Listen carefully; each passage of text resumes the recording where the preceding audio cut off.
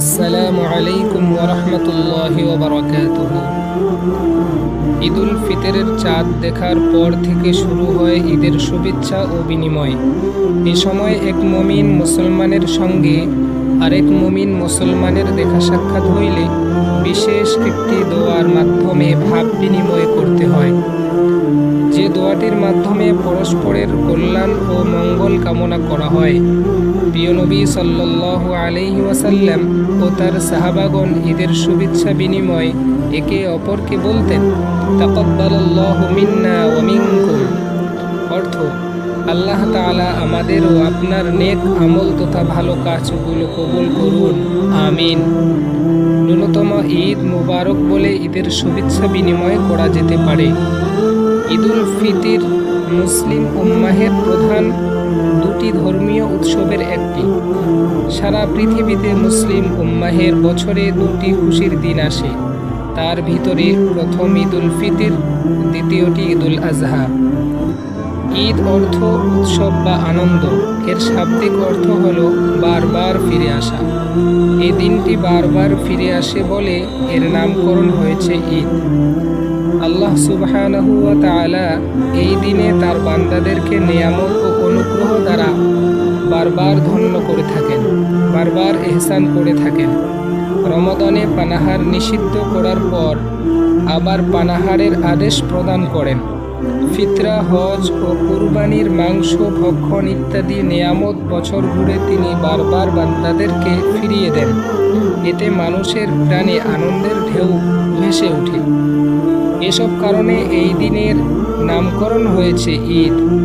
পবিত্র রমাদানে মাসব্যাপী সিয়াম বা রোজা পালনের পর শাওয়াল মাসের 1 তারিখে মুসলিম উম্মাহের স্বাভাবিক কর্মজীবনে ফিরে যাওয়ার দিনটি হলো ঈদুল ফিতর। আল্লাহ সুবহানাহু ওয়া তাআলা রোজাদার ব্যক্তিদের পক্ষে গর্ব করে ফেরেশতাদের বলেন, হে আমার ফেরেশতাগণ, তোমরাই বলো কি বদলা হতে পারে সে শ্রমিকের যে নিজের দায়িত্ব পূর্ণভাবে আদায় করেছে। ফেরেশতাগণ বলেন, হে মাবুদ, উপযুক্ত বদলা হলো যথাযথ মজুরি পারিশ্রমিক প্রদান করা। সুবহানাল্লাহি ওয়া বিহামদিহি। রোজার প্রতিদান দেবেন স্বয়ং আল্লাহ তাআলা। এ ব্যাপারে মহানবী সাল্লাল্লাহু আলাইহি ওয়াসাল্লাম ইরশাদ করেন, আদম সন্তানের প্রতিটি নেক আমলের সওয়াব বৃদ্ধি করা হয়। একটি নেক কাজের সওয়াব 10 গুণ থেকে 700 গুণ পর্যন্ত বৃদ্ধি করা হয়। কিন্তু আল্লাহ সুবহানাহু ওয়া তাআলা বলেন, রোজার বিষয়টি ভিন্ন, কারণ রোজা একমাত্র আমার জন্য, এর প্রতিদান আমি নিজেই দিব। রোজাদার বান্দা কেবল আমার জন্যই স্বীয় মনোবাসনা পরিত্যাগ করেছে এবং পানাহার বর্জন করেছে। সুবহানাল্লাহি ওয়া বিহামদিহি। ঈদের দিনে সুন্দরভাবে গোসল করা, পরিষ্কার পোশাক পরিধান করা মুস্তাহাব। ঈদুল ফিতরের দিন খাবার খেয়ে ঈদের সালাতে যাওয়া আর ঈদুল আজহার দিন না খেয়ে ঈদগাহে যাওয়া সুন্নাত। তাছাড়া ঈদুল আজহার সালাত শেষে কুরবানির মাংস দিয়ে খাবার গ্রহণ করা সুন্নাত। ঈদগাহে পায়ে হেঁটে যাওয়া মুস্তাহাব।